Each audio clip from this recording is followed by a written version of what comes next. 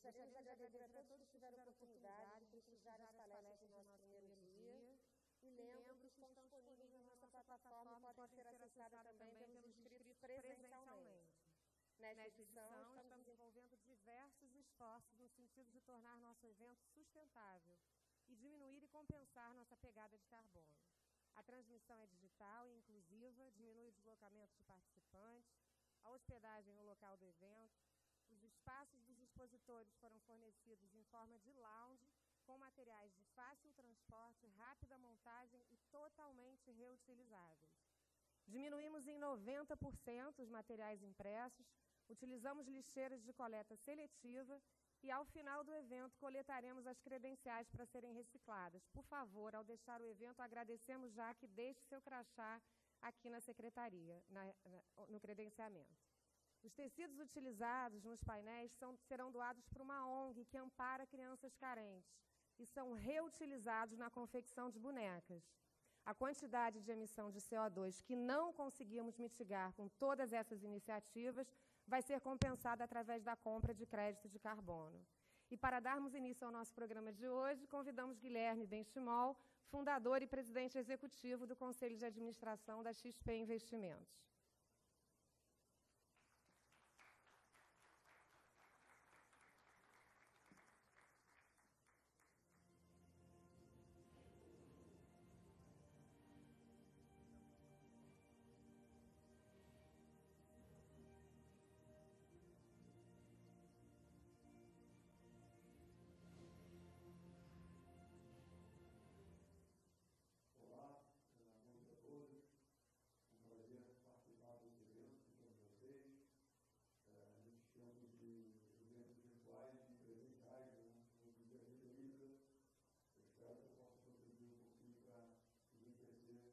Debate sobre mercado financeiro, sobre o futuro do Brasil e talvez um pouco sobre a trajetória e a visão da XP.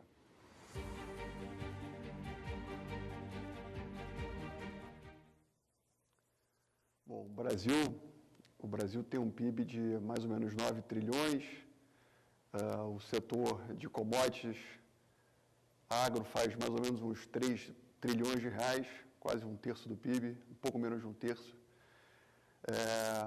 E serviços mais agro faz quase 80% do PIB. Então, tem países que, a Austrália é um exemplo disso, a Austrália é um país que não tem indústria. Então, o Brasil conseguiria conviver sem isso? Conseguiria. Mas eu acho que seria um grande desperdício, porque o Brasil tem uma vocação industrial muito grande, a gente tem grandes empresários, tem reservas espetaculares em diversos âmbitos. O desafio do país é que a gente tem um custo de capital muito alto. Isso acaba dificultando, quando você faz uma indústria, você tem que antecipar e você tem que colocar muito dinheiro na frente, e o Brasil estruturalmente sempre teve juros muito elevados. Então, o Brasil, desde o início do Plano Real, lá se vão quase 28 anos, a gente tem os juros médios na faixa de 13% ao ano. Então, é difícil encontrar uma indústria que tenha uma margem superior a 10%. Com juros estruturais de 13%, fica quase impossível encontrar empreendedores corajosos que façam isso acontecer. Então, acho que, na minha opinião, o mais importante é o Brasil cuidar do fiscal, para que a gente possa ter um custo de oportunidade baixo, e com custo de oportunidade baixo, naturalmente, os empreendedores tomam mais risco e a industrialização acaba sendo uma opção também natural.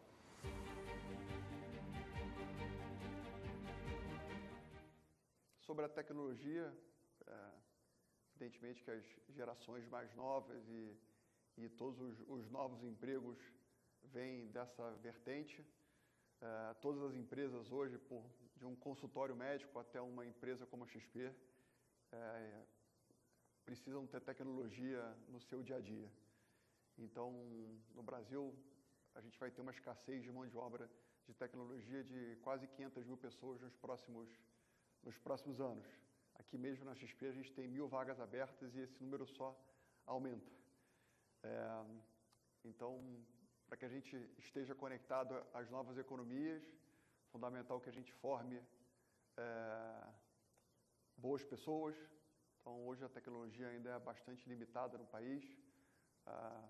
Os colégios e até as faculdades mesmo são bastante limitadas nesse aspecto, então ter uma política educacional que avance nisso é algo que ajuda bastante. Inclusive, a gente lançou a nossa faculdade nesses últimos tempos, quando a gente se propõe a formar pessoas com um viés de tecnologia e a nossa intenção é basicamente absorver mão de obra que a gente tanto depende. Mas, de qualquer forma, eu vejo que as coisas estão avançando e eu sou um eterno otimista.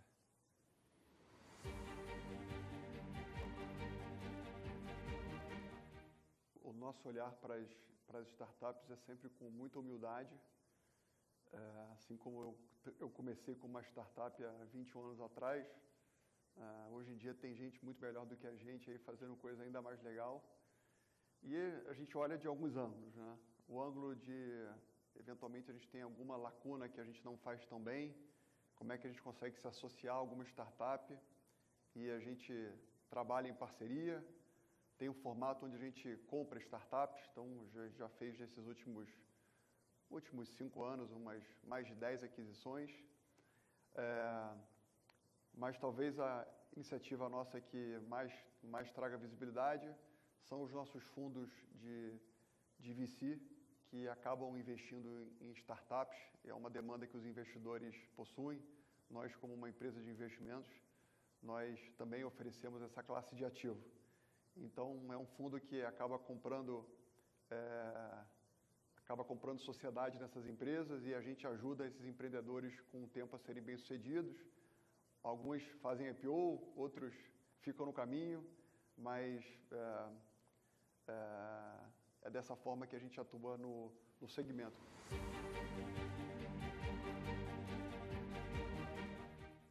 Uma coisa que eu acho interessante de comentar,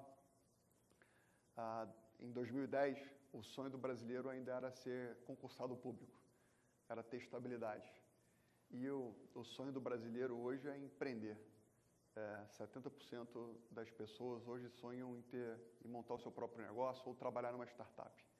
Então, na minha opinião, essa é a maior transformação que vem acontecendo com o país. As pessoas querem ter os seus próprios negócios, querem assumir riscos, mas o ponto talvez mais relevante seja isso que eu tenho falado anteriormente, a questão do custo de oportunidade do capital. Se o incentivo que as pessoas tiverem é de manter o dinheiro comprando títulos públicos ou CDBs de bancos, a gente não vai ter negócios e a gente vai continuar sendo o país do rentismo. Então, essa alavanca ela é fundamental porque é isso que cada vez mais catapulta o empreendedorismo Brasil afora.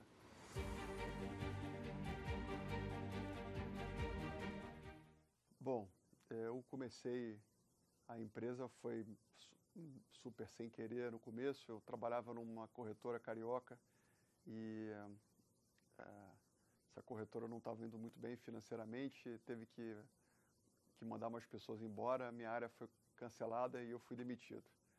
E meu pai era um pouco duro comigo e eu quis fugir do Rio de Janeiro e quis montar meu próprio negócio. Então foi assim que a empresa começou. Eu tinha R$10.000 no bolso, aluguei uma salinha em Porto Alegre e eu era um agente autônomo. O agente autônomo é um agente de investimentos que se pluga numa corretora.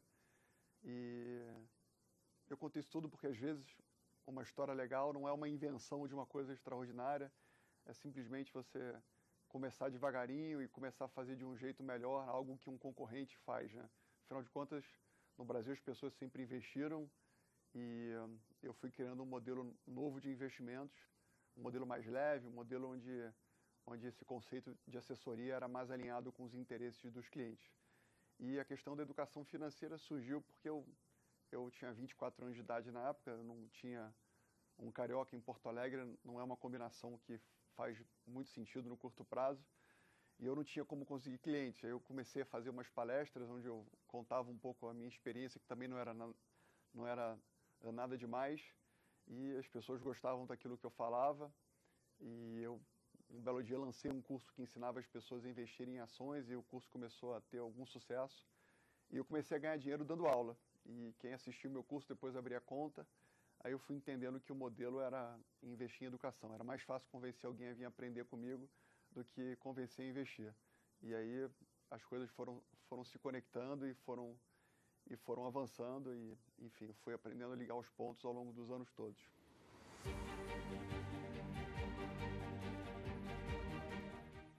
Sobre a diferença entre o privado e o público, eu acho que a diferença, o privado, os incentivos são mais alinhados e o empreendedor ele pode mudar de opinião mais rapidamente, né? Tem um dono. Então, isso é uma vantagem muito grande, né? Você poder demitir, você mudar de opinião, você poder contratar gente nova, criar os incentivos. Né? Empreender é um desafio, né? Fazer as coisas darem certo. Eu sempre digo que fazer uma coisa dar certo é fácil. O difícil é fazer dar certo dando lucratividade. Isso é difícil. Então, a vida do empreendedor é isso. Você tem que dar certo e tem que dar lucro. E se você vai jogar esse jogo, né, digamos assim, com as mãos amarradas e com os pés amarrados, é difícil.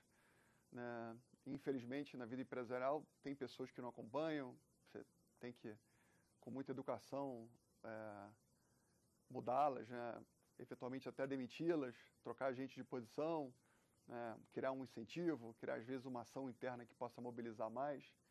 E eu também não sou especialista em empresas que são públicas, mas eu sei que a dificuldade é muito grande em fazer isso no público, né? No privado isso acaba sendo natural então acho que a gente tem um desafio, né? Como é que a gente consegue trazer um pouco do privado e trazer um pouco mais de flexibilidade às nossas empresas estatais e as esferas que nos cercam, né? Tanto município, estado quanto federal. A gente nunca vai conseguir ter as melhores pessoas, apesar de termos pessoas extraordinárias hoje que são servidores, tem um contra-incentivo natural, né? O privado ele paga muito mais, né? Os desafios e o dinamismo, na maior parte dos casos, também acaba sendo maior, né? Então isso dificulta o país a ter um estado também inovador e que seja best in class em performance.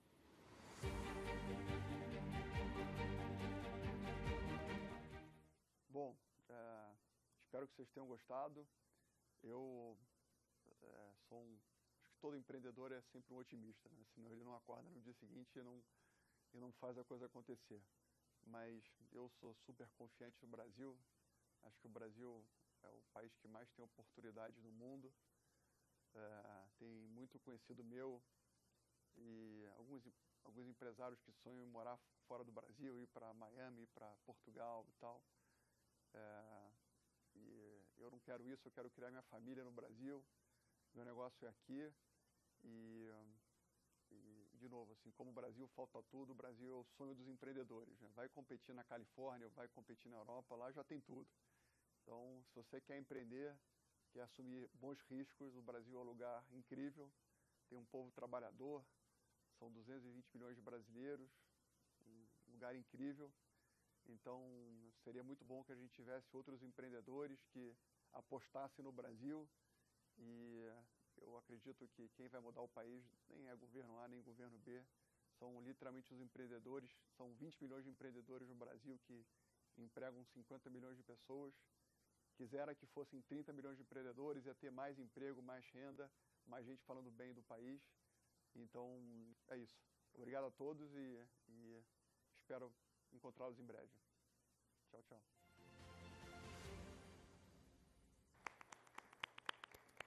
Nosso muito obrigada ao Guilherme Benchimol e todos que assistiram pelo nosso canal e presencialmente. Seguimos agora com a nossa programação aqui no teatro. Teremos o painel 7, Contrafação e Importação Paralela de Produtos de Consumo Não Regulados.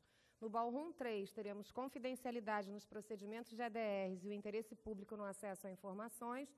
E no Ballroom 4, painel 8, Proteção de Informações Confidenciais em Processos Regulatórios. Obrigada.